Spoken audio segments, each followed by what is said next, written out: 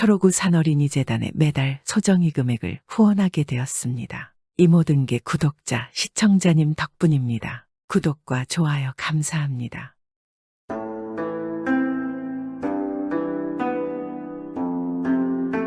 옛날 옛적 아주 먼 옛날에 몹시 마음이 착하고 인정이 많은 황씨라는 사람이 있었습니다. 착하고 인정이 많아서 그런지 황씨는 어찌나 큰 부자였는지 그가 가진 재물이라든지 날마다 흔히 먹는 거라든지 크고 훌륭한 집까지 그 무엇이든지 나라 임금보다도 더 굉장한 것이 많았습니다. 그렇게 큰 부자인 황씨는 성실하고 착한 사람들이 어려움에 처하면 기꺼이 곳간을 열어서 도왔습니다. 또한 나라의 기근이나 폭우에 먹을 것이 부족해지면 그때도 기꺼이 재물을 내놓았습니다. 이런 황씨가 하루는 마을 근처에 있는 묘양산에 올랐습니다. 그리고 산세를 보며 산보를 하고 있었는데 어떤 한 스님이 나무 아래에 앉아서 한숨을 쉬고 있었습니다. 황씨는 스님에게 무슨 연유가 있을 것이라 생각하고 가서 물어보았습니다. 스님 먼발치에서 보는데 무슨 걱정이 있어 보여서 왔습니다. 무슨 안 좋은 일이 있습니까? 그러자 스님이 황씨를 한 번 보고는 다시 한숨을 쉬며 말했습니다. 시주님, 제게 큰 문제가 있으나 시주님께서 도와주실 수 없는 것입니다. 그러니 괜시리 걱정하지 마시고 가시던 길을 가십시오. 스님 혹여나 제가 뭐라도 도울 수 있는 것이 있을 수도 있으니 무슨 연유인지 말씀해 주십시오. 황씨의 끈질긴 물음에 스님은 연유를 말했습니다. 이곳에서 백리를 가면 소승이 부처님을 모시는 조그만한 암자가 있습니다. 절은 조그만하지만 그 근처의 마을에는 절이 없기에 마을 사람들이 자주 와서 불공을 드리곤 합니다. 그런데 3년 전에 산불이 나서 절이 모두 잿더미가 되었지요. 그래서 마을 사람들은 불공을 드릴 곳이 없어서 모두 힘들어했습니다. 일이 된 것은 절을 잘 돌보지 못한 소승의 잘못이라 생각하고 3년 전에 마을을 떠나서 시주를 받으러 이곳저곳을 다녔습니다. 절을 다시 지을 수 있는 돈을 마련하기 위해서였습니다. 그렇게 3년을 시주하러 다녀서 절을 지을 돈을 마련했지만 소승이 뭐에 쉬어서 그런 건지 이곳으로 오다가 그만 돈을 잃어버렸습니다. 아무리 찾아도 도저히 찾을 수가 없어서 이리 앉아서 한숨을 쉬고 있었던 것입니다. 그 말을 들은 황씨는 미소를 지으며 스님 그런 것이라면 제가 도울 수 있습니다. 제가 다른 건 몰라도 재물은 조금 가지고 있습니다. 스님의 절을 지을 수 있을 정도는 제가 도와드릴 수 있을 것입니다. 스님은 그 말에 어둡던 안색이 바뀌며 시주님 정말입니까? 부처님을 위해 절을 시주를 해주시겠습니까? 아, 이것도 다 부처님을 뜻인가? 여기서 시주님을 만나다니. 황씨는 스님에게 잠깐 기다리라 하고 얼른 집으로 가서 많은 돈을 가지고 와서 스님에게 주었습니다. 스님은 너무 많은 돈이라 반만이면 충분하다 하였지만 황씨는 혹여나 모르니까 절을 더욱 크게 짓게 하라 했습니다. 그 말을 들은 스님은 영거푸 감사함에 합창을 하고는 떠나려 하다가 황씨에게 말했습니다. 시주님, 제가 보답할 것은 없지만 관상은 조금 볼 줄 압니다. 그래서 말인데 앞으로 10년 뒤에 시주님에게 큰 재앙이 생길 것입니다. 그런데 그것을 피할 방법은 없습니다. 황씨는 깜짝 놀라며 그럼 어찌해야 합니까? 그냥 당해야 합니까? 피할 방법은 있습니다. 지금 시주님에게는 어린 따님이 있을 것입니다. 예, 있습니다. 꽃분이라 5살의 외동의 어린 딸이 있습니다. 그러면 10년 뒤에 시주님에게 안 좋은 일이 생기면 따님의 말을 들으시고 그리하시면 재앙은 피할 수 있습니다. 그렇게 말하고 스님은 홀연히 사라졌습니다. 황씨는 스님을 찾고 불렀지만 더 이상 스님은 볼 수 없었습니다. 그리고 10년 후 인정 많은 황씨의 소문이 전국 각지에 났습니다. 임금님보다도 덕이 많고 복이 많아서 잘 차리고 산다는 것이 임금의 귀에 들어왔습니다. 임금은 너무 괘씸하게 생각이 들었습니다. 그래서 임금은 어떻게 하면 황씨를 없애버리고 그 많은 재산을 모두 빼앗아 버릴까 하고 여러 가지 꾀를 생각하였습니다.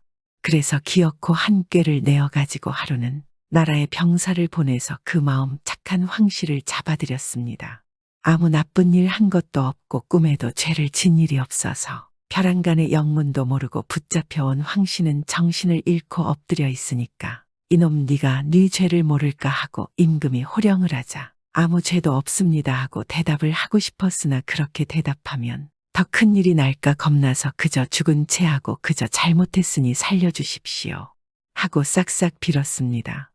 그러니까 임금은 들은 채 만체하고 이 죽일 놈 살릴 놈 하고 야단야단하더니 이놈 내 놈의 집에는 수많은 물건들이 있어 이 세상에 없는 것이 없다고 하니 내가 가져오라는 선물 한 가지를 가져와야지. 너의 목숨을 살려줄 것이야. 그렇지 못하면 너의 목을 벨 것이야. 황씨는 선물 한 가지만 가져오면 살려준다는 말에 다행스럽게 생각해서 예, 무엇이든지 그저 가져오라시는 대로 가져올 터이니 살려만 주십시오. 그러면 오늘부터 사흘 안으로 낮도 밤도 아닌 때 옷이 아닌 옷을 입고 말이 아닌 말을 타고 선물 아닌 선물을 가지고 오너라.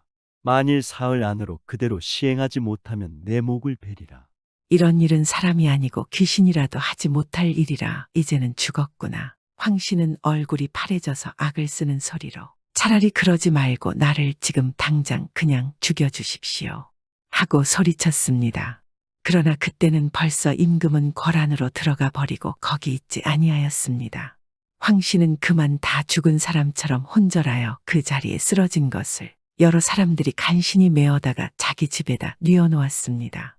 이대로 사흘만 지나면 황씨의 목이 베어지겠으니 그 집안에는 초상난 것처럼 곡성이 진동하고 또 그 소문을 듣는 사람들마다 임금을 욕했습니다. 낮도 밤도 아닌 때가 어디 있으며 옷이 아닌 옷은 어디 있고 말 아닌 말이 뭐고 선물 아닌 선물은 어디 있단 말이요. 옥황상제더러 가져오라면 가져올 듯 싶단 말이요. 그렇게 죽이고 싶거든. 차라리 그냥 죽여버리는 것이 옳지 뭐하는 짓이야. 하고들 모두 안 될 일이라 생각하고 황씨가 죽게 된 것을 슬퍼하였습니다. 집안 사람들은 울며 불며 난리난 집 같은데 황씨는 이틀 지난 뒤에 그냥 들어가서 목을 베어달라 하기로 결심하고 음식도 먹지 않고 죽은 듯이 누워있을 뿐이었습니다. 그날이 지나고 그 이튿날이 또 지나고 다음 날 아침 때였습니다.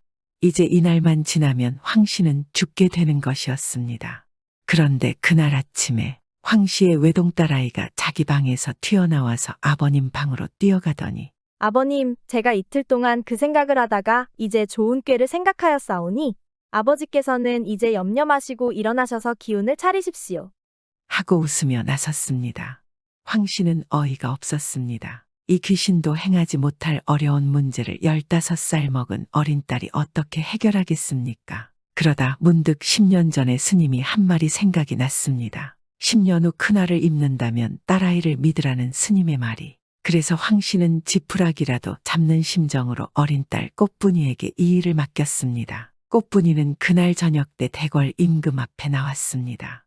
임금님, 아버님 대신에 소녀가 온 것을 용서하신다면 제가 가지고 온 것을 드리겠습니다. 임금은 황씨 대신 어린 딸이 온 것을 보고는 신기하며 용서하마. 제일 첫째, 너는 낮도 밤도 아닌 때 온 것이냐? 옷을 입은 것도 아니고 안 입고 온 것도 아니냐? 말 아닌 말을 타고 왔느냐? 하고 물었습니다. 예, 지금 해가 막 졌으니 낮은 아니고 아직 어둡지 아니한 황혼이오니 낮도 밤도 아닌 때 아닙니까? 옷 아닌 옷은 보시는 바와 같이 이렇게 그물을 휘감고 왔으니 그물이 옷은 아니로되 몸을 가렸으니 옷 아닌 옷이 아닙니까? 또 그 다음엔 저기 제가 타고 온 것을 보십시오. 당나귀를 타고 왔으니 말은 아니로되 역시 말의 한 종류니 말 아닌 말이 아니고 무엇이겠습니까? 허허, 그거 참 신통하게 생각했구나. 그래, 이젠 정작 선물 아닌 선물을 가지고 왔느냐? 선물 아닌 선물. 임금님 생각에는 다른 것은 다 잘했어도 선물 아닌 선물이야 이 세상에 있을 리가 없으니까 그것은 못 가져왔으리라 생각하였습니다. 예, 가져왔습니다. 여기 있습니다. 하고 임금님의 앞으로 바짝 나서서 무언지 소나기에 쥔 것을 임금님 손에 꼭 쥐어주면서 자, 꼭 받으셔요. 자, 이젠 분명히 받으신 게 확실합니다. 임금은 무언지 조그만 것을 손속에 받아들고 속으로 이것이 무엇일꼬 하면서 분명히 받긴 받았다. 그러나 선물 아닌 선물인지 보아야 알지 하면서 그 손에 받아든 것을 펴보았습니다. 손을 펴니까 손 속에 있던 것이 벼랑간에 후루룩 하늘로 날아 달아났습니다. 깜짝 놀라 쳐다보니 조그마한 새끼 새였습니다. 임금이 하도 어이가 없어 입을 벌리고 이게 어디 선물이냐 하였습니다. 그러자 꽃분이는 생글생글 웃으면서 그러게 선물 아닌 선물이지요. 갖다 드렸으니 선물은 선물이요. 달아나고 말았으니 선물이 아닌즉 그것이 선물 아닌 선물이 아니고 무엇입니까? 그렇지 않습니까? 제 아버지는 살려주실 터이지요. 하하 참 그거 신통하구나. 살려주고 말고. 너같이 신통한 아이의 아버지를 안 살려주고 배기겠느냐. 참 신통하구나 하면서 임금은 오히려 마음이 기뻐서 좋아하였습니다. 그래서 임금은 황 씨를 곳걸에 예의를 갖추어 부르고 자기가 잘못하였노라 사과를 했습니다. 그리고 황 씨의 딸과 자기의 아들 왕자를 혼인시켰습니다. 그 이후 인정만은 황 씨는 재물뿐만 아니라 임금의 사돈이 되고 왕자의 장인이 되어서 저 세상에 갈 때까지 행복하게 잘 살았습니다.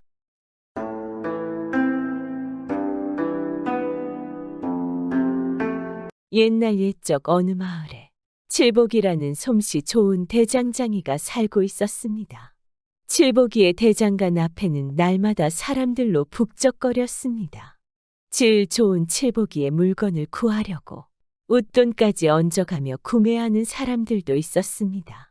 그러던 어느 날 칠복이가 이제 막 일을 시작하려는데 궁에서 나온 신하가 칠복이를 찾아왔습니다.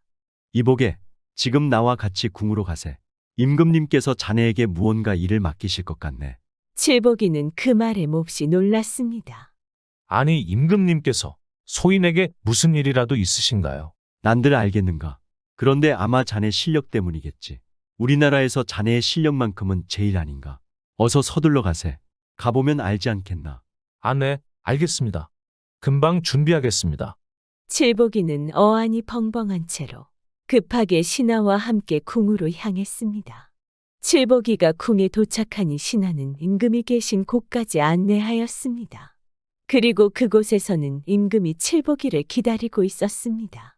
칠복이는 임금을 보더니 바로 넙죽절하고는 고개를 들지 못하자 임금은 온화한 목소리로 말했습니다.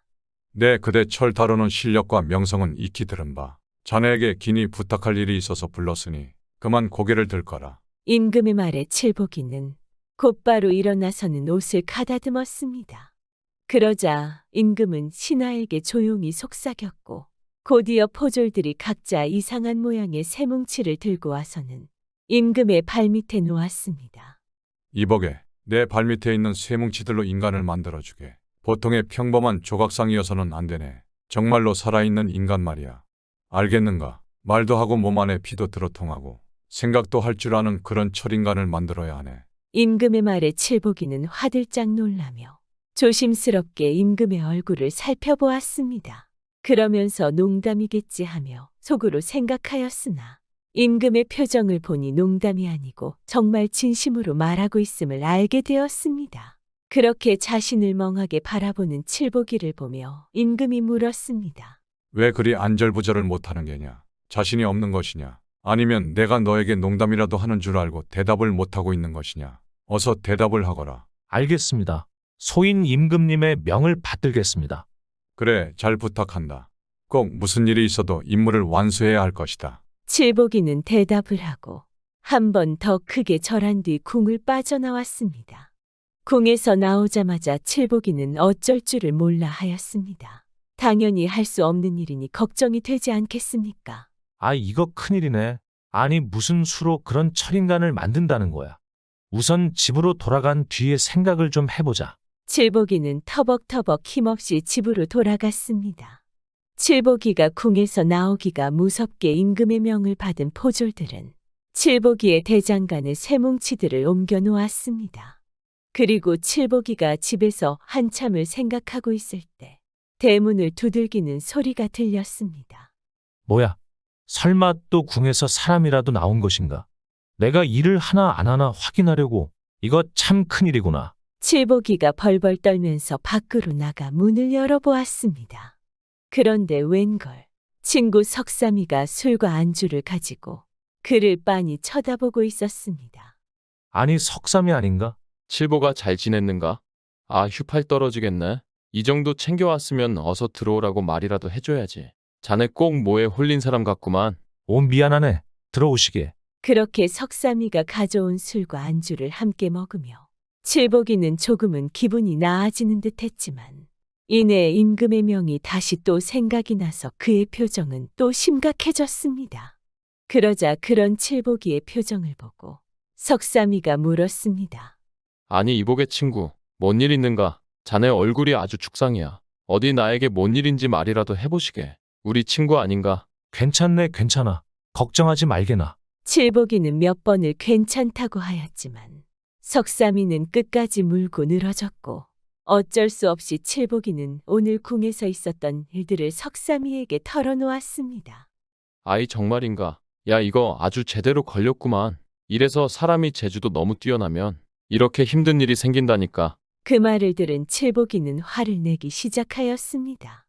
이복의 친구, 지금 위로를 해주는 건가? 아님 염장을 지르는 건가? 나는 지금 아주 심각해 죽겠는데. 그러자 석삼이가 손을 내저었습니다. 그런 게 아니라, 아이고 미안하네. 나도 이런 경우는 듣도 보도 못한 경우라 하도 어이가 없어서 그냥 농담이었네. 어휴, 이 상황에 농담이 나오나. 친구가 이런 난관에 봉착했는데 남일이라 이거지. 자네도 알다시피 지금 임금님이 그 어떤 분이신가. 겉으로는 백성들에게 온화하고 인자하신 것 같지만 본인과 관련된 일이나 약속만큼은 철두철미하신 분이 아닌가. 아이고 맞아. 그러고 보니 한 1년 전쯤인가. 그날 임금님께서 세공 장인을 불러다 목걸이를 만들라고 명한 일이 있었지. 근데 그때 그 목걸이가 마음에 들지 않자 임금님이 그 장인의 손을 못 쓰게 만들었다고. 다들 그 소리 듣고 어찌나 놀랐었는지. 그런 극악무도한 일을 저질러도 이 임금님이 이전 임금님보다는 국력을 잘 키우고 있으니 백성들도 뭐라 못하는 처지 아닌가. 칠복이도 이전에 그 세공장인의 일을 알고는 있었지만 한동안 까맣게 잊고 있었던 상태였습니다. 그런데 다시 이 이야기를 들으니 그 다음 차례가 자신이 될 것만 같아 점점 불안해졌습니다. 누가 지금 그런 불길한 얘기나 듣고 싶은 줄 아는가. 아유, 정말 더 불안해지기만 하고 미치겠구만. 아 미안하네. 나는 자네가 너무 걱정이 되는 마음에 그만. 옳거니 이러면 어떻겠나. 그 새로 우선 틀을 만들어 놓은 다음에 그 안에 진짜 사람을 집어넣는 걸세. 어떤가 꽤 그럴싸한 방법 아닌가. 아이, 그게 무슨 말도 안 되는 소리야. 그걸 말이라고 하는 것인가. 아니면 그냥 도망가시게. 이 나라를 멀리 떠나라 이 말일세. 참 계속 듣자 하니 가관이구만. 내 어이가 없어서 참. 자 시간이 늦었으니 어서 돌아가게나. 친구 석삼이를 보낸 뒤 칠복이의 마음은 점점 불안해졌고 다음 날도 그 다음 날도 날이 갈수록 칠복이의 얼굴은 점점 여위어 가고 있었습니다. 이 위기를 극복할 방법이 정녕 없다는 말인가? 칠복이는 생각하고 또 생각하고 아무리 생각을 해봐도 마땅한 방법이 떠오르지 않았고 그저 매일 시간만 흘러갈 뿐이었습니다.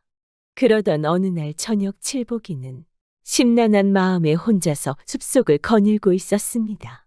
그런데 그때 칠복이의 귓가에는 정말 빼어난 노랫소리가 들려왔습니다. 이럴 수가. 이 노랫소리는 뭐지? 이런 노래는 처음 들어보는구나. 참으로 대단하단 말이야. 칠복이는 자기도 모르게 들려오는 노랫소리에 반해 그쪽으로 걸음을 옮겼습니다. 그리고 숲속에 그림처럼 앉아서 노래를 부르고 있는 한 남자와 만나게 되었습니다. 칠복이가 그의 얼굴을 자세히 보았는데 이게 웬걸. 그는 바로 어릴 적 친하게 지냈던 먹새라는 친구였습니다. 아니, 저 친구 먹새 아닌가? 저 친구가 여기에 있었구나. 노래를 그렇게 좋아하더니 실력이 엄청나구나. 먹새라는 친구는 어린 시절부터 노래를 좋아하였습니다. 그런데 청소년기 시절에 갑자기 자신은 속세를 떠나 노래와 함께 인생을 살겠다며 마을에서 사라졌었습니다. 그런데 바로 이 숲속에 자연인이 되어 살고 있었던 것이었습니다. 칠복이가 먹새를 멍하니 바라보며 그의 노래를 듣고 있었는데 한참 노래에 집중하던 먹새와 눈이 딱 마주치고 말았습니다. 먹새는 노래를 멈추고 칠복이를 가만히 바라보다가 그를 알아보았는지 반가운 표정으로 일어나 말했습니다. 아니 이게 누군가? 자네 칠복이 아닌가? 이게 얼마만이야? 어서 오게 어서 와. 나의 숲속에 잘 왔네. 이리 와서 앉게나. 마침 저녁 먹을 시간이니 같이 한술 뜨세. 나를 알아보겠는가 친구. 참으로 오랜만이구만. 칠복이는 마침 기분도 울적하던 찰나에 혼자 있는 것보다는 오랜만에 만난 친구와 함께하면 좋을 것 같아 그 호의를 거절하지 않았습니다. 칠복이는 먹새와 이런저런 이야기를 나누다 보니 그가 아주 자유로운 삶을 살고 있다는 것을 알게 되었습니다. 참으로 자네는 자연과 하나가 되었구만. 정말 편안해 보이는군. 그런가? 내가 노래를 하다 보니 말이야. 결국 이 자연의 모든 것이 다 노래더구만. 풀벌레 소리, 나무들이 바람에 흔들리는 소리, 물 흐르는 소리, 모든 것이 다 노래야. 그래서 나는 내가 좋아하는 노래 속에서 살고 있다고 보면 된다네. 칠복이는 진심으로 즐거워하는 먹새의 표정을 보며 비록 사람들과는 떨어져서 홀로 이 숲속에 살아가고는 있지만 본인이 만족하며 욕심 없고 여유롭게 살아가는 그의 모습이 부러워졌습니다. 아, 이복의 칠복이. 미안하지만 차린 건 많지 않네. 배고플 텐데 이거라도 좀 먹어보게. 그렇게 먹새는 나무 열매와 저장해 놨던 꿀, 그리고 채소 몇 가지를 가지고 와서는 칠복이에게 권했습니다. 나는 식탁도 의자도 없다네. 이 바위들과 나무들이 전부 내 식탁이고 의자들 아니겠나. 처음 접하는 자네는 조금 불편하겠지만 이해해주게. 칠복이는 임금님이 부탁한 일 때문에 한동안 제대로 먹지도 자지도 못했던 터라 먹새가 준비해준 식량들만으로도 충분히 기운을 낼 수 있었습니다. 그렇게 두 사람은 가벼운 저녁 만찬을 즐겼고 위로는 밝은 보름달을 배경 삼고 밑으로는 메밀꽃들을 배경 삼아 돌 위에 걸터 앉아서 이런저런 이야기를 나누었습니다. 그런데 그러다가 갑자기 칠복이가 미친 사람처럼 웃기 시작했습니다. 그 모습을 본 먹새는 궁금한 표정을 지으며 칠복이를 바라보았습니다. 너무 그런 눈으로 바라보지 말게. 너무 좋아서 그러네 좋아서. 오늘 정말 내가 이 숲에 잘 왔구만. 이렇게 오랜만에 자네도 만나고 또 이런 근사한 저녁과 지금 우리 눈앞에 펼쳐진 이 메밀꽃들과 저 보름달 빛 좀 보게. 정말 아름답지 않은가? 그런가? 나야 뭐 자주 접하는 광경이지만 자네는 처음 보니 오늘 구경 실컷 하고 가게나. 그래 알았네. 정말 고맙네. 그런데 말일세. 자네 뭐 고민이 있는가? 웃고는 있는데 어째 얼굴에는 수심이 가득하더구만. 보였는가? 자네 아주 귀신 같구만. 그래 내가 방금까지 실컷 웃어댔던 이유에 대해서 말해주겠네. 듣고 나면 너무 어이가 없어서 자네도 꽤나 웃게 될 걸세. 그렇게 칠복이는 친구 먹새에게 지금 자신이 처한 상황을 이야기하였습니다. 칠복이의 예상과는 다르게 먹새는 진지하게 칠복이의 이야기를 경청하였습니다. 그러자 그런 먹새를 보며 칠복이는 궁금해하며 말했습니다. 아이 자네 지금 내가 처한 상황이 우습지 않은가? 칠복이의 말에 석삼이는 고개를 저었습니다. 우습다니 그럴 리가. 그건 말도 안 되는 일이지 않은가. 그런 말도 안 되는 일을 어찌 해결한단 말인가. 그러게 말일세. 나도 정말 이해가 가질 않아 고민인 거네. 이보게, 그게 말도 안 되는 일이니. 그럼 해결하지 않으면 되겠구만. 그게 무슨 소리인가? 그럼 나는 아마 영영 손을 못 쓰게 될지도 모른다 이 말이야. 임금님이 어떤 사람인지 모르는가? 아 자네는 모르겠구만. 임금님이 어떤 사람인지는 내 알 바 아니지만 그런 말도 안 되는 요구에 말이 되는 방법을 만들어낼 수 없는 것 아니겠는가. 맞불을 놔야지. 내가 들어보니 그리 어려운 일도 아닌 듯 싶네. 우선 임금님께 가서 특별히 만들어진 숲과 물만 저에게 주신다면 어김없이 임금님이 분부하신 대로 그 철인간을 만들어 보겠습니다. 하고 말하게. 특별히 만들어진 숯과 물이라. 이게 무슨 소리인가? 그렇네. 임금님에게 모든 신하들의 머리카락을 다 밀어버린 뒤에 그 머리카락들을 태워 만든 숯과 모든 신하들의 눈물을 모아 들통백통을 채워 재료를 마련해 달라고 요구하게나. 그 재료들이 준비가 안 되면 철인간을 만들 때 불을 조절하기 힘들고 좋은 작품이 나오지 못합니다라고 말하세. 이 말을 들은 칠복이는 먹새의 말이 잘 이해가 되지 않았습니다. 하지만 먹새가 말해준 방법 외에는 지금 상황에선 달리 방법이 없어 보였습니다. 고맙네. 자네 말대로 한번 해보겠네. 어차피 뭐라도 해야 되지 않겠나? 그래 잘 될 걸세. 너무 걱정하지 말게. 고맙네 고마워 친구. 칠복이는 먹새에게 몹시 고마워하며 더 시간을 함께 보낸 뒤에 작별을 하고 숲속을 빠져나왔습니다. 그렇게 집으로 돌아온 칠복이는 다음 날 아침 마음을 단단히 먹고 궁으로 향했습니다. 그리고 궁에 도착한 칠복이는 지난번 만났던 신하에게 자초지종을 설명하고는 임금님을 뵐 것을 청했습니다. 그렇게 임금님 앞에 다시 칠복이는 엎드려 절을 하였습니다. 어쩐 일로 왔느냐? 벌써 다 만든 것이냐? 임금이 언짢은 듯 묻자 칠복이가 대답했습니다. 임금님, 워낙 특별한 것을 만드는지라 재료도 특별한 것이 더 필요합니다. 특별한 것이 무엇이냐? 무슨 재료가 필요한가? 말을 해보거라. 모든 신하들의 머리카락을 민 뒤에 그 머리카락들을 태워 만든 숯과 모든 신하들의 눈물을 모아 들통 100통을 채워서 저에게 보내주시기 바랍니다. 뭐라고 그게 무슨 소리냐? 그 재료들이 준비가 되지 않으면 철인간을 만들 때 불을 조절하기가 힘들어집니다. 그러니 반드시 필요합니다. 칠복이의 말을 잠자코 듣던 임금은 옆에 있던 신하를 불러 칠복이가 말한 대로 준비를 하라 일렀습니다. 그리고 신하들은 서둘러 임금의 명을 받들었습니다. 잠시 후 궁에는 경악스러운 광경이 펼쳐졌습니다. 모든 신하가 임금의 명에 따라서 머리카락을 밀게 되는 것이었습니다. 이 나라에서 그래도 내로라 하는 수백의 신하들이 한데 모여 머리카락을 미는 그 모습은 눈물 없이는 볼 수 없는 광경이었습니다. 머리카락을 미는 신하들도 그리고 그것을 보며 자신의 차례를 기다리는 신하들도 모두 자신들의 그 처참한 상황에 눈물을 흘렸습니다. 그런데 더 경악스러운 것은 그 슬픈 상황에서도 흘리고 있는 눈물을 모아야 한다는 것이었습니다. 충성심 높은 신하들은 너무나 슬펐지만 임금의 명을 충실히 이행하였습니다. 하지만 칠복이의 요구는 처음부터 불가능한 일이었습니다. 신하들이 아무리 슬픔에 눈물을 흘려서 그 눈물을 한 방울도 허투루 흘려보내지 않고 다 모아도 다 해봐야 2국자 정도밖에 차지 않았습니다. 들통 한 통도 채우질 못했습니다. 그리고 이 신하들의 소중한 머리카락을 태운 숯은 한 보따리도 채 모이지 않았습니다. 일이 이렇게 되자 임금님은 칠복이를 불러 말했습니다.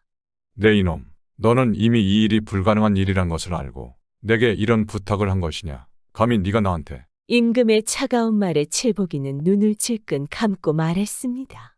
네, 맞습니다. 임금님께서는 한나라의 어버이시며 우리 백성들에게는 태양과도 같은 분이십니다. 그런 임금님의 명은 하늘의 명과 같습니다. 하지만 아무리 그렇더라도 임금님의 명령은 그 어떤 대장장이가 오더라도 해낼 수 없는 일이옵니다. 아무리 임금님이라도 지금처럼 불가능한 일이 있지 않으십니까? 죄송하지만 저는 그 명을 이행할 수 없습니다. 부디 임금님께서는 불가능한 명을 거둬주시고 저에게 자비를 베풀어 주시오. 제가 본업으로 돌아가 제 일에 정진할 수 있도록 해주시옵소서. 그렇게만 해주신다면 저는 임금님을 영원히 떠받들며 칭송할 것이고 이 나라를 위해서 열심히 철기구를 만들 것입니다. 칠복이의 말에 임금은 호탕하게 웃으며 대답했습니다. 그래. 이 철인간을 만들라는 명은 사실 너에게만 명했던 게 아니었느니라. 그 말을 들은 칠복이는 어안이 벙벙해졌습니다. 네가 쇠를 다루는 일을 오래 했으니 내가 지금 나라의 군사력을 높이기 위해 철기와 철제 무기에 많은 관심과 투자를 하고 있다는 것을 어느 정도는 알고 있을 것이니라. 임금의 말에 칠복이는 연신 머리를 조아렸습니다. 임금은 계속 말을 이어갔습니다. 그리하여 나라 안에서 이름난 대장장이들을 수소문하였고 또 그들의 성품과 실력을 한번 알아보고자 이런 무지막지한 명을 내렸던 것이니라. 나는 그 재주도 중요하지만 불가능한 것에 불가능하다 말할 수 있는 굳은 심지가 있는 사람이 필요하다. 그런데 명을 받은 대장장이들은 하나같이 제대로 말을 하지 않고 다들 쓸모없는 무기나 이상한 조각상만 만들어 와서 짐의 심기가 매우 불편하던 참이었다. 그런데 이제야 내 눈앞에 내가 원하던 사람이 나타났구나. 너에게 이 나라의 철기 담당을 맡겨도 좋을 듯 싶구나. 그게 무슨 말씀이신가요, 임금님? 당황하는 칠복이를 보며 임금은 잠시 웃더니 신하들을 불러 모았습니다. 임금의 명에 따라 신하들이 모여들었습니다. 신하들의 머리는 모두 하나같이 반짝반짝 빛나고 있었습니다. 그들은 칠복이를 원망의 눈으로 바라보고 있었습니다. 그러거나 말거나 신하들이 모두 모이자 임금이 발표를 시작했습니다. 대장장이 칠복이를 앞으로 이 나라의 철기 담당 기능공으로 임명하는 바, 이 나라의 군사력 향상에 너의 실력을 유감없이 발휘해 보도록 하여라. 예상치 못했던 임금님의 말에 칠복이는 깜짝 놀라며 어쩔 줄 몰라 하였고, 그런 칠복이에게 임금님은 임명장을 하사하였습니다. 그렇게 며칠이 지난 후 칠복이는 궁의 관료가 되어 출근하기 시작했습니다. 하지만 자신들의 머리를 모두 밀게 한 칠복이를 신하들은 몹시 미워했습니다. 그리고 그런 여러 신하들의 마음을 칠복이도 이해하였습니다. 그래서 칠복이는 하루도 거르지 않고 머리를 민 신하들을 찾아다니며 진심으로 사죄를 하였습니다. 또한 자신의 머리도 함께 밀어서 그들에게 미안한 마음을 표현하였습니다. 그러자 신하들은 점차 칠복이를 용서하게 되었고 자신들과 같이 머리를 밀어 반짝이는 칠복이를 조금씩 동료로 인정해 주었습니다. 나라 안에 내로라 하는 신하들이 모두 머리를 밀고 다니게 되니 신기한 일이 벌어졌습니다.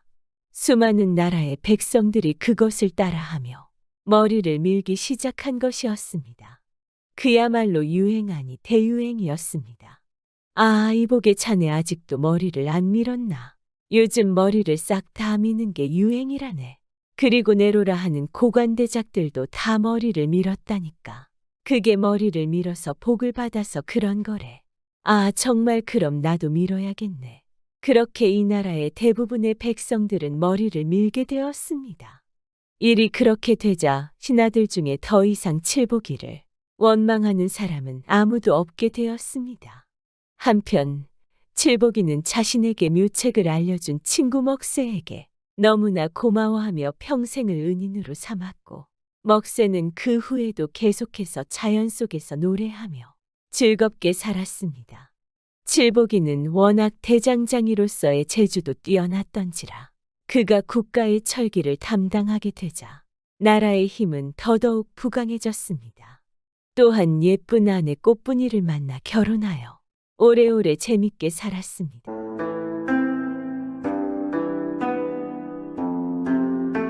옛날 옛적 신라시대 때 금광가야의 병에 걸린 늙은 왕이 있었습니다. 왕은 자신의 병을 알고 혼자 생각을 하였습니다. 내 병이 중에 죽을 때까지 누워만 있을 것 같구나. 안 되겠다. 내 후대를 맡겨야 한다. 왕은 주변의 가장 충신 돌쇠에게 말했습니다. 돌쇠는 왕이 가장 총애하는 능력 있는 신하였습니다. 그는 평생 충성을 바쳐서 한결같은 마음으로 왕을 보필해 왔습니다. 돌쇠가 침대 옆으로 다가오자 왕이 말했습니다. 충직한 돌쇠의 짐은 아무래도 멀지 않은 것 같다. 다만 내 아들이 걱정이구나. 한참 철없는 나이인지라 자기 마음을 혼자 추스르지도 못할 걸 생각하니 그러니 자네가 내 아들의 양부가 되어주고 알아야 할 것들을 다 가르쳐 주게나. 그리 다짐해 준다면 난 편안히 눈을 감을 수 있겠구나. 그러자 돌쇠가 대답했습니다.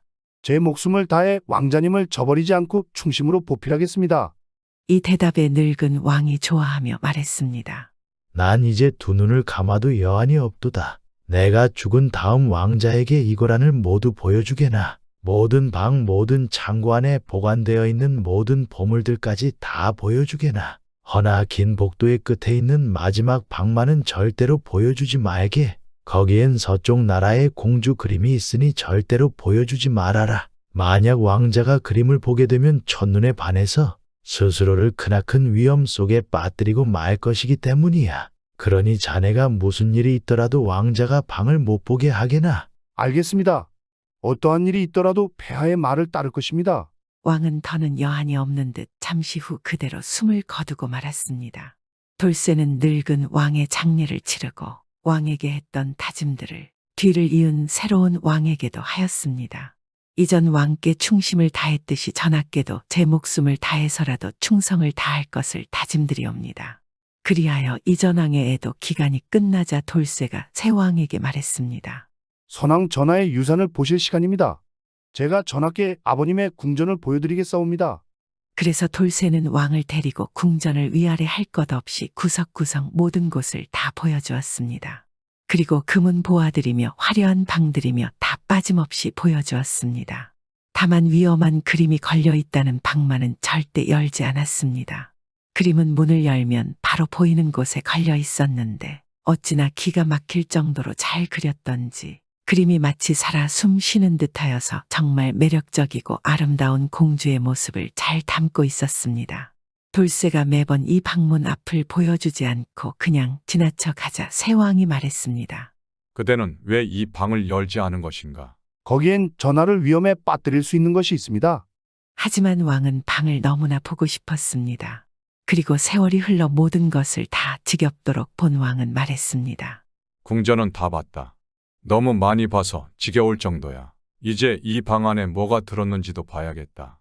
그러더니 왕은 문으로 가서 힘으로 문을 부수려고 했습니다. 그러자 돌쇠가 왕을 뒤에서 붙들며 말했습니다.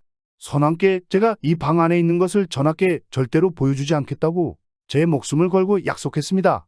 이러시면 전하나 저에게 큰 불행이 찾아올 것입니다.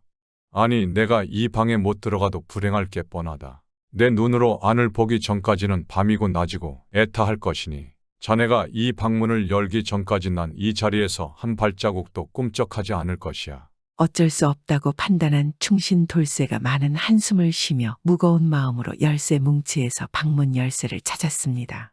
그리고 돌쇠는 문을 열고서 먼저 들어갔습니다. 돌쇠는 그림을 왕이 미리 보지 못하게 감추려 했기 때문입니다. 하지만 그게 뭔 소용이 있겠습니까? 왕의 의지는 확고했습니다.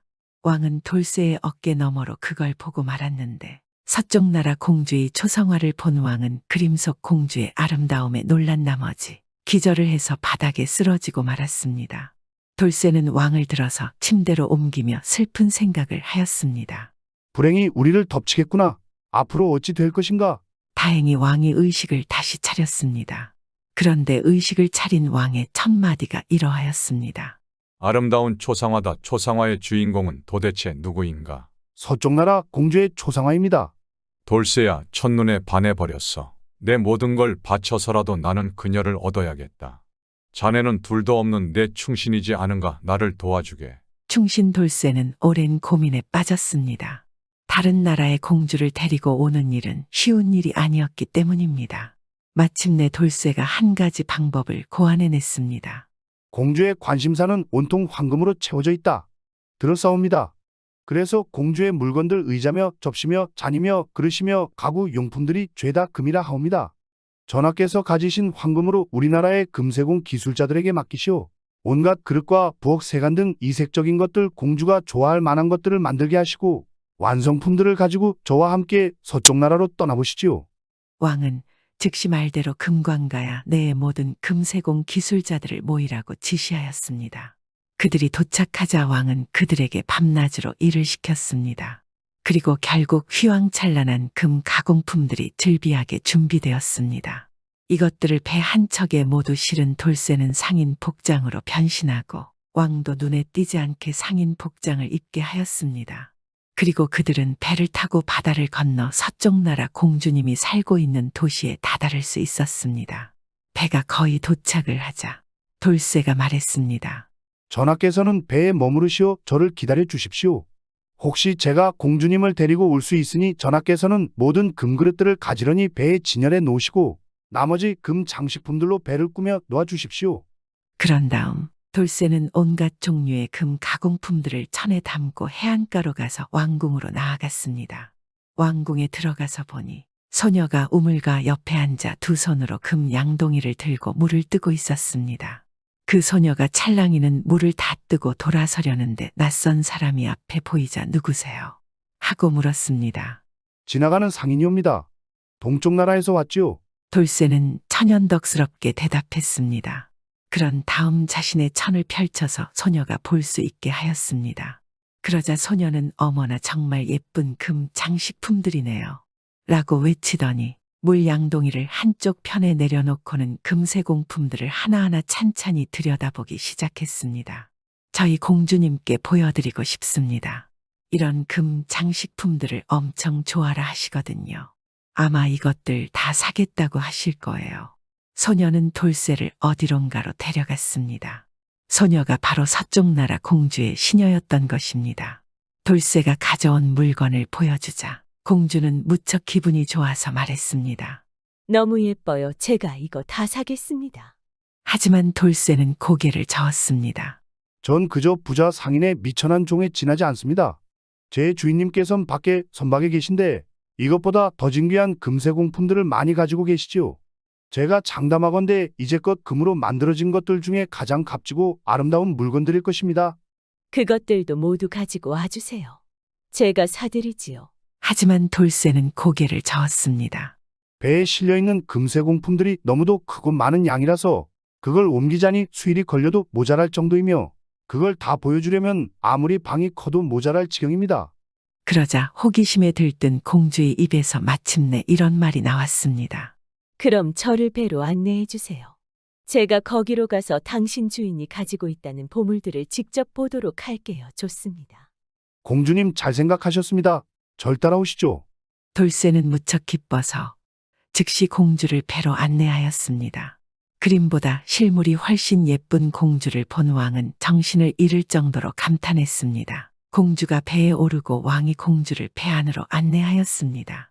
하지만 돌쇠는 그들을 따라서 선내로 들어가지 않고 뒤로 물러나 항해사에게로 가서 배를 즉시 바다에 띄울 것을 명령했습니다. 배 안에서는 왕이 공주에게 황금 그릇이며 처음 볼 만한 갖가지 금세공품들을 보여주고 있었습니다. 그 수많은 세공품들을 몇 시간에 걸쳐 들여다보느라 공주는 너무 좋아서 배가 육지 멀리 항해하고 있다는 사실도 몰랐습니다. 마침내 그것들을 모두 다 구경한 다음 상인으로 변장한 왕에게 감사 인사를 하고 집으로 돌아가려고 배의 측면으로 가보니 육지는 까마득히 멀리 보이고 배는 돛을 나부끼며 망망대해를 빠르게 가로지르고 있었습니다. 안 돼, 이럴 수가. 속았구나. 한눈 팔다. 이 상인의 계략에 빠지고 만 거야. 이럴 바에야 차라리 죽고 말겠어. 공주는 그대로 바다에 뛰어들려 하였습니다. 그러자 왕이 공주의 손을 붙잡으며 말했습니다. 저는 상인이 아닙니다. 저는 바다 건너 아주 큰 나라의 왕입니다. 제가 미처 헤아리지 못한 점이 있어 그대에게 심려를 끼쳐드렸다면 그건 당신에 대한 제 사모하는 마음이 과했기 때문입니다. 전 당신의 초상화를 보자마자 한눈에 반해서 기절하고 말았을 정도입니다. 당신을 만나기 위해 이 먼 길을 온 것입니다. 그 달콤한 말을 듣자 이 황금 나라의 공주도 어느새 마음이 누그러지고 말았습니다. 마음의 안정을 찾자 공주는 왕과 이런저런 대화를 나누었고 어느새 두 사람은 급속도로 가까워졌습니다. 그리고 공주는 왕의 아내가 되는 것에 흔쾌히 동의를 하였습니다. 배가 망망대해를 건너 앞으로 나아가고 있는 동안 돌쇠의 눈에 큰 두 마리 구간조가 날아와 배 갑판 위에 앉아 있는 것이 보였습니다. 돌쇠는 정신을 바짝 차리고 구간조들이 이야기 나누는 것을 들어봤습니다. 돌쇠에겐 특별한 능력이 있었는데 바로 새나 짐승들이 말하는 것을 이해할 수 있는 능력이었습니다. 그의 그런 능력을 모르는 이 구간조들은 안심하고 새들의 언어로 대화를 나눴습니다. 첫 번째 구간조가 말했습니다. 왕이 황금나라 공주를 데리고 집으로 가나 보네. 그렇다더군. 하지만 아직 그녀를 설득하지 못했다던데. 못하긴 뭘 못해. 지금 저렇게 배 안에서 공주가 왕 옆에 같이 앉아서 웃고 있잖아. 그러자 첫 번째 구간조가 고개를 갸우뚱하였습니다. 그럼 그게 왕에게 좋을까? 그들이 항구에 도착하면 말이야. 밤새 말 한 마리가 왕을 마중 나올 거야. 그럼 젊은 왕은 말을 당장 타고 싶어 할걸. 그리고 자기의 기마술을 공주에게 뽐낼 거야. 하지만 왕이 말의 등에 올랐다가는 미친 듯 내달리는 말 때문에 공중으로 나가떨어져 왕은 두 번 다시 공주의 얼굴을 못 보게 될 건데 그럼 그게 왕에게 좋은 거냐고. 그러자 두 번째 구간조가 놀라 물었습니다. 아이 정말이야. 그럼 그거 벗어날 수 있는 방법이 있는 거야. 당연하지. 누군가가 대신 재빨리 말에 탄 다음에 말을 검으로 찔러 죽이면 젊은 왕의 목숨을 구할 수 있지. 하지만 누가 그러겠어. 게다가 이 사실을 왕에게 말하는 사람은 누구든 온몸이 돌로 변하고 말 거야. 그러자 두 번째 구간조가 말했습니다. 그런 거라면 나도 하나 알고 있어. 말이 죽더라도 말이야. 젊은 왕은 공주와 혼연하지 못하게 될 거야.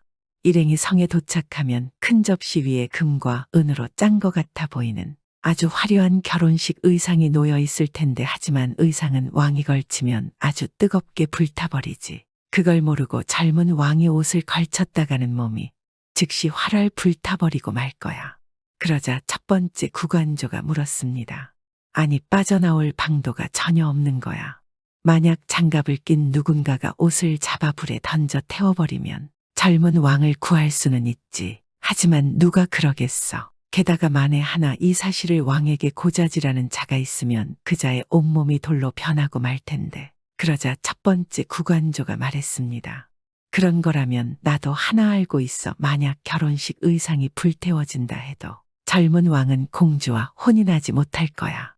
혼인식을 하면서 연애가 시작되고 새 왕비가 춤을 추게 되며 춤을 추다 말고 갑자기 창백해져서 죽은 듯이 쓰러지고 말 거야.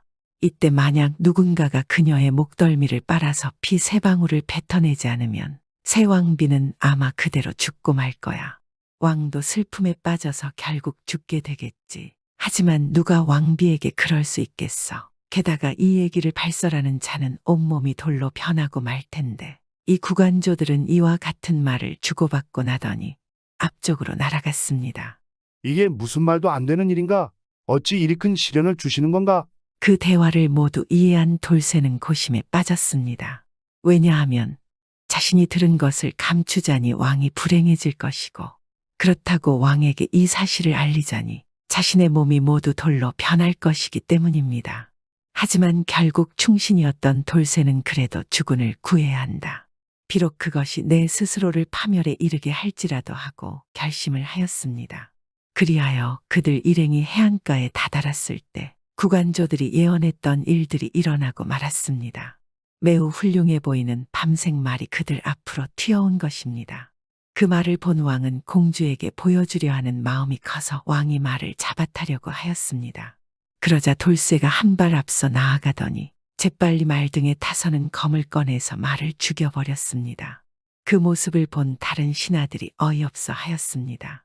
아니 전하께서 타고 가시려던 명마를 저렇게 죽이다니 어찌 저리 무리할 수가. 하지만 왕은 고개를 저으며 말했습니다. 잠자코들 있거라 그를 내버려 두거라. 그는 내 둘도 없는 충성스러운 신하돌쇠다. 괜히 그러진 않았을 게야. 그리하여 일행이 궁전에 도착하자 홀에 큰 접시가 하나 놓여 있었습니다. 그 안에는 마치 금과 은으로 빚어 만든 것 같은 빛과 번쩍한 결혼식 의상이 놓여 있었습니다. 왕이 그곳에 나아가 옷을 집어들려는 찰나에 돌쇠가 왕을 밀치더니 장갑 낀 손으로 옷을 집어다가 황급히 불에다 던져버렸습니다. 다시 한번 다른 신하들이 수군거리기 시작했습니다. 왕에게 저게 무슨 무리한 짓인가 하니 왕께서는 어찌 참고만 계신단 말이야. 전하 감히 전하의 결혼식 의상을 불태우다니요. 저자가 미쳤나 봅니다. 하지만 젊은 왕은 말했습니다. 아니다. 그는 쉽게 그럴 사람이 아니야. 뭔가 연유가 있을 것이다. 그를 내버려 두거라. 그는 내 둘도 없는 충성스러운 신하 돌쇠다. 왕은 신하들을 진정시키고 다른 옷으로 결혼식을 진행하였습니다. 결혼식을 엄숙히 올리고 나서 연회가 시작되어 왕도 새왕비도 춤을 추기 시작했습니다. 그때 돌쇠는 구간조의 말을 기억하고 주의 깊게 왕비의 얼굴을 살피고 있었습니다. 그리고 갑자기 새왕비의 얼굴이 창백하게 변하더니 마치 죽은 것처럼 바닥에 픽 쓰러졌습니다. 그 즉시 돌쇠가 황급히 왕비에게 달려가서는 그녀를 들어올려 침실로 들어갔습니다. 그리고 침대에 잘 눕힌 채 무릎을 꿇고 왕비의 목덜미를 빨아서 피 세 방울을 내뱉었습니다. 그 즉시 왕비가 숨을 다시 쉬며 살아났습니다. 하지만 이것을 본 왕으로서는 그토록 충신이던 돌쇠가 왜 그러는지 도무지 이해할 수가 없었습니다. 더 이상 참을 수 없었던 왕은 화가 나서 소리쳤습니다. 어찌 이리 무례하단 말인가. 저자를 당장 지하 감옥에 가두어라. 다음 날 아침 충신 돌쇠는 왕을 모욕한 죄로 사형을 선고받고 형벌장으로 끌려왔습니다. 형벌장에서 형이 집행되려는 순간 돌쇠가 말했습니다. 어떤 죄인도 죽기 전에 마지막 말은 남길 수 있다고 들었습니다. 제가 그 정도는 할 수 있지요, 전하. 그러자 왕은 고개를 끄덕이고는 그렇다 무슨 할 말이 있느냐 하고 말했습니다. 그러자 돌쇠가 이어 말했습니다. 제게 내려진 판결은 부당합니다. 전 언제나 전하께 충심을 다했습니다. 뭐라고 네가 한 짓을 아직 모르는 것이냐. 돌쇠는 자신이 어쩌다 바다 위에서 구간조들의 대화를 듣게 되었는지 그리고 자신이 왕을 구하기 위해 그런 행동들을 할 수밖에 없었던 것을 모두 고백하였습니다. 그러자 왕이 소리쳤습니다. 그랬구만. 나의 둘도 없는 충신 돌쇠였구나. 나를 용서하라. 내 미처 그것을 알지 못했느니라. 여봐라, 당장 그를 풀어주어라. 하지만 돌쇠는 자신의 마지막 말을 마치고는 구간조들의 말처럼 갑자기 숨이 끊어지며 돌로 변하고 말았습니다. 아니 이럴 수가. 이게 무슨 일인가. 왕과 왕비는 돌쇠를 붙잡고 다시 그를 되돌려보려 하였으나 어쩔 도리가 없었습니다. 왕은 자신이 충신을 몰라본 것을 후회하며 돌로 된 돌쇠를 자신의 침실 곁에 갖다 놓게 하였습니다. 그리고 신하들을 대할 때 이 돌쇠를 생각하고 신하들을 함부로 하지 않았습니다. 그리고 선왕보다 더 성군이 되어 백성들을 잘 다스렸습니다. 요즘에도 우리 주변에 이런 돌쇠 같은 충신이 있다면 하시는 일들이 더욱 잘 되지 않겠습니까?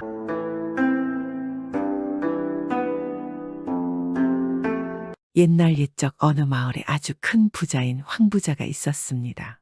이 황부자는 굉장히 넓은 땅을 가지고 있어서 땅에서 나는 수확이 어마어마하였습니다. 그는 또한 자신이 가진 땅만큼이나 마음도 무척 넓었습니다.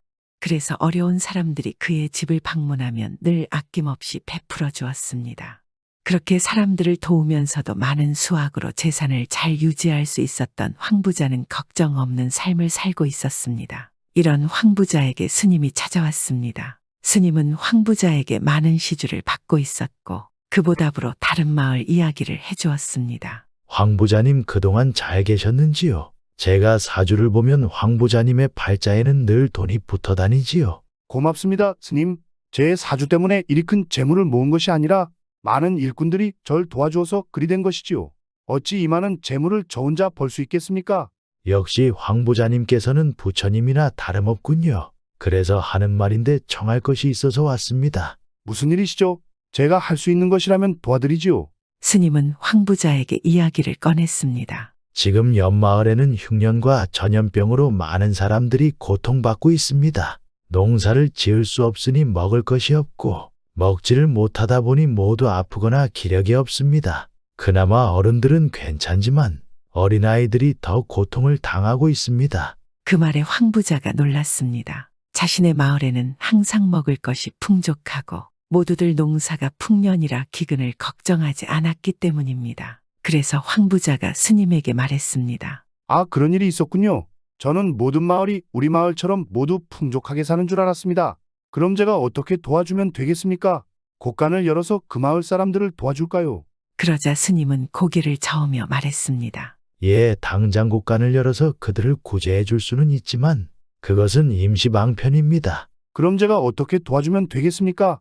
황부자님의 가지고 계신 땅이 아주 많지 않습니까? 땅이 많기 때문에 농사를 지을 것도 많을 것이고 그러면 일손도 필요하지 않겠습니까? 그러니 옆마을 사람들에게 일자리를 주고 품삯을 주면 그들이 안정적으로 살지 않겠습니까? 그 말을 들은 황부자는 고개를 끄덕이며 하인을 불러 말했습니다. 일꾼들을 더 데리고 올 테니 농사를 짓는 것을 돕게 하라고 말입니다. 그러자 하인이 말했습니다. 지금 일꾼들도 남아 돌아서 보통 농사 짓는 품도 많이 든다고 말입니다. 그러나 황부자는 개의치 말고 일꾼들을 더 쓰라 말하고 옆마을 장정들을 고용했습니다. 그리고 세월이 흘러 이런 착한 황부자에게도 큰일이 난 것입니다. 어느 날 갑자기 이 황부자의 땅에 폭풍우가 몰려왔습니다.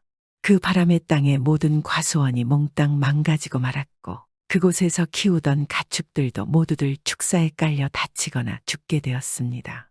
엎친 데 덮친 격으로 전염병까지 퍼졌기 때문입니다. 그가 키우고 있던 돼지나 소나 말들도 모두들 죽게 되었습니다. 그러니 이 황부자는 자신의 밑에서 일하는 수많은 일꾼들에게 품삯을 줄 방법이 사라지게 되었습니다. 땅에서 일하는 일꾼들만 해도 수백이 넘었습니다. 농사만 제대로 되었더라면 일꾼들의 품삯을 챙겨주고도 돈이 남았겠지만 폭풍우와 전염병으로 순식간에 모든 수확이 사라진 상태에서 이 황부자가 일꾼들에게 품삯을 줄 방법이 없었습니다. 보통 부자들이라 하면 창고에 재산을 쌓아두고 비상시에 사용한다. 하지만 이 황부자는 창고에 재산을 쌓아두지 않고 그때그때 어려운 사람들을 돕고 시주를 받으러 오는 스님들이나 동량 오는 거지들에게 모두 나누어 주었으니 도무지 방도가 없었습니다. 이럴 수가. 내가 자네들의 품삯마저 챙겨줄 수 없는 형편이 되다니. 이건 너무나 미안하구만. 부자가 일꾼들에게 말하니 일꾼들이 대답했습니다. 아닙니다. 그동안 저희가 어려운 일이 있거나 무슨 일이 생기면 항상 제일 먼저 도와주신 분이 황 부자님하신데 어찌 그 한 달치 품삯이 문제겠습니까? 일꾼들은 그동안 황 부자에게 은혜를 입은 일이 많았기에 품삯을 받지 않아도 상관이 없다라 생각했습니다. 그러나 이 황 부자의 생각은 달랐습니다. 무슨 소리 자네들이 나의 땅을 위해서 한 달 동안이나 열심히 일한 것은 변함없는 사실이네. 그럼 나는 당연히 자네들에게 품삯을 줘야지. 기다려보게나 내가 곧 돈을 구해볼 것이니. 그렇게 황 부자는 그동안 자신의 도움을 받았던 다른 마을의 부자들을 찾아갔습니다. 이거 마을 최고의 부자 황 부자가 나에게 돈을 꾸러 오다니. 참으로 별일이구만. 다른 부자들은 그동안 너무나 시기하고 부러워하던 마을 제일의 부자 황 부자가 갑자기 그 꼴이 되었으니 겉으로는 안 되었다. 말해도 속으로는 무척 짤됐다고 생각했습니다. 그렇다고 황 부자에게 무슨 원한이 있었던 것이냐 하면 그런 것도 아니고 단지 자신보다 잘 사는 황 부자가 질투났었기 때문입니다. 그리고 그들 중에는 원한은커녕 오히려 황 부자에게 도움을 받았던 사람들도 꽤 많이 있었습니다. 어쨌든 그렇게 다른 부자들은 이 황 부자에게 돈을 꾸어주게 되었습니다. 황 부자는 꾼 돈을 가지고 집으로 돌아왔습니다. 그리고는 꾼 돈들을 일꾼들에게 모두 품삯으로 나누어 주게 되었습니다. 아니 어르신, 이 돈은 어디서 난 것입니까? 일꾼들이 이상하게 생각하여 묻자 황 부자가 태연하게 말했습니다. 아이보게들 부자가 망해도 3년은 간다 하지 않던가. 내가 만약을 대비해서 다 마련해 둔 것이니 걱정하지 말고 밖에나. 황 부자가 일꾼들이 마음 불편해할 것을 염려하여 그리 거짓으로 말하니 일꾼들도 말을 믿고는 안심하고 돈을 받아 가게 되었습니다. 그렇게 황 부자는 다행히 일꾼들에게 밀린 품삯을 줄 수 있었습니다. 하지만 그 다음이 문제였습니다. 다른 부자들에게 돈을 꾼 것을 갚으려면 농사를 다시 지어야 하는데 농사를 다시 짓자니 또 많은 돈이 필요했던 것입니다. 그러니 더 이상 남은 돈이 없었던 황 부자는 달리 방법이 없어 그저 발만 동동 구르고 있었습니다. 다른 부자들은 그런 황 부자를 예의주시하였습니다. 아니 내 돈을 꿔가지고 가서는 갚을 생각이 없어 보이는데 그러게 아니 돈으로 일꾼 품삯을 다 줬다지. 뭔가 다른 부자들은 황 부자가 농사가 잘 되지 않는 것을 보고 황 부자가 꿔간 돈을 받지 못하게 될까봐 걱정하였습니다. 지난날 자신들이 황 부자에게 은혜를 받은 것은 모두 잊어버린 듯하였습니다. 그리고 결국 몇 주 뒤에 황 부자에게 돈을 꿔준 부자들이 황 부자에게 몰려갔습니다. 이보시오. 황 부자 보아하니 내 돈을 갚을 길이 없어 보이는데 이제 어찌할 거야? 내 돈 당장 내놓으시오. 내 돈도 내놓으시오. 부자들은 그렇게 황 부자에게 자신들의 돈을 갚을 것을 요구했습니다. 그러니 황 부자는 쩔쩔매며 어찌할 바를 모르다가 결국 방에 들어가서 자신의 땅 문서와 집 문서들을 가지고 나왔습니다. 이것들로라도 내 빚을 갚을 테니 다들 너무 노여워 마시오. 그렇게 황 부자는 자신에게 돈을 꿔준 부자들에게 집 문서와 땅 문서를 모두 나누어 주었습니다. 그러니 부자들은 문서를 가지고 가서는 황 부자의 땅과 집을 전부 차압해버렸습니다. 이럴 수가 어찌 한순간에 내가 일이 될 수 있단 말인가? 이제 남은 것은 조상님들이 계시는 선산뿐이구나. 황 부자는 그렇게 한숨을 쉬고는 자신에게 유일하게 남은 조상님들의 묘가 있는 선산으로 갔습니다. 내가 비록 일이 되었지만 그래도 나로 인해 피해를 본 이가 없게 되었으니 그나마 참으로 다행이구나. 황 부자는 조상님들의 무덤 앞에서 그래도 좋은 생각이라도 해보려고 다행인 점들을 열심히 생각하기 시작했습니다. 그러다가 황 부자는 생각했습니다. 언제까지 이렇게 살 수는 없지. 내가 비록 전에는 큰 부자였으나 이제는 이 선산 하나 남은 빈털터리가 되었다. 그러니 이제 그만 인정하고 분수에 맞게 살아야 할 것이다. 당장 선산 밑에 딸린 작은 땅을 일구어서 농사를 시작해야겠구나. 황 부자는 그동안 큰 땅을 관리하느라 거들떠보지도 않던 선산 밑에 딸린 조그마한 땅으로 내려가는 길이었습니다. 그런데 그때 스님이 지나가다 황 부자를 보더니 말했습니다. 아니 황 부자님 아니십니까? 어인일로 이 산 중에 계신 것이지요. 스님 오랜만입니다. 잘 지내셨지요? 저야 늘 부처님 덕에 잘 있지요. 이렇게 만나게 된 것이 참으로 다행입니다. 안 그래도 찾아뵈려고 가던 참이었습니다. 이번에 저희 절이 큰 태풍에 그만 무너지고 말았습니다. 절에 딱히 재산이 없어서 황 부자께 절을 다시 지을 수 있는 돈을 시주받고자 찾아가는 길이었습니다. 스님은 깊은 산속에서 내려오는 길이어서 황 부자가 망했다는 소식을 알지 못했습니다. 그러니 황 부자는 어찌할 바를 모르고 고민하다가 말했습니다. 스님 사실은 저도 일전에 큰 태풍을 만나서 모든 재산을 잃게 되었습니다. 다만 선산과 이 선산 밑에 딸린 작은 땅만이 남아있을 뿐입니다. 선산은 제가 감히 어찌할 수 없는 것이고 선산 밑에 딸린 작은 땅의 절반이라도 팔아서 스님께 드릴 테니 가져가시지요. 이것으로 될런지는 모르겠습니다. 황 부자가 그리 말하고는 그 땅의 절반을 팔아서 돈을 마련하여 스님에게 가져다 주었습니다. 그러면서 황 부자가 말했습니다. 스님 아무래도 마음에 걸리는군요. 아마 이 돈으로는 저를 다시 짓는 것이 턱없이 부족할 것입니다. 허나 제가 절반 남은 밭을 열심히 경작하여 계속 필요한 자금을 절로 보내줄 터이니 가셔서 일단 이 돈으로 급한 불을 꺼보시고 기다려보시지요. 그러니 스님은 감사의 절을 거듭하며 황 부자에게 하며 말했습니다. 황 부자님 정말 고맙고 또 고맙습니다. 황 부자께서 쌓으신 당신의 공덕은 반드시 곧 당신에게 돌아갈 것입니다. 그러니 너무 걱정하지 마십시오. 스님은 말을 남기고 다시 산으로 돌아갔습니다. 아이 공덕이라 세상에 태어나 이 한 몸이 다른 이들에게 도움이 되는 것이 그것이 내 복이지 않겠는가? 황 부자는 그리 생각하며 절반 남은 땅을 경작하러 곡괭이를 들고 내려갔습니다. 황 부자는 그렇게 곡괭이로 반만 남아있던 땅을 일구던 중이었습니다. 그런데 갑자기 땅 밑에 흙이 아닌 웬 쇠붙이가 곡괭이에 부딪히는 소리가 들렸습니다. 아니 무슨 돌이라도 있는 건가? 돌소리는 아닌 것 같은데 뭐가 있는 것이지? 황 부자는 이상하게 생각하며 땅을 파보았습니다. 그러니 그곳에는 아주 커다란 쇠로 된 상자가 들어 있었습니다. 아니 이게 웬 상자인가? 왜 이런 것이 내 땅에 묻혀 있는 것인가? 황 부자가 상자 주변의 흙을 열심히 파내어 보니 드디어 상자의 뚜껑을 열 수 있는 손잡이가 나왔습니다. 황 부자가 상자의 뚜껑을 붙잡고 열어보니 상자 안에서 수많은 보물들이 나왔습니다. 아니 이게 다 무엇인가? 아이 세상에 어찌 이런 보물들이 내 땅 속에 있었단 말인가? 황 부자는 놀라하며 안의 보물들을 살펴보았습니다. 어마어마한 양의 금과 은 보석들이 가득하였으니 그것들의 값어치는 황 부자가 이전에 가지고 있던 재산에 피할 바가 아니었습니다.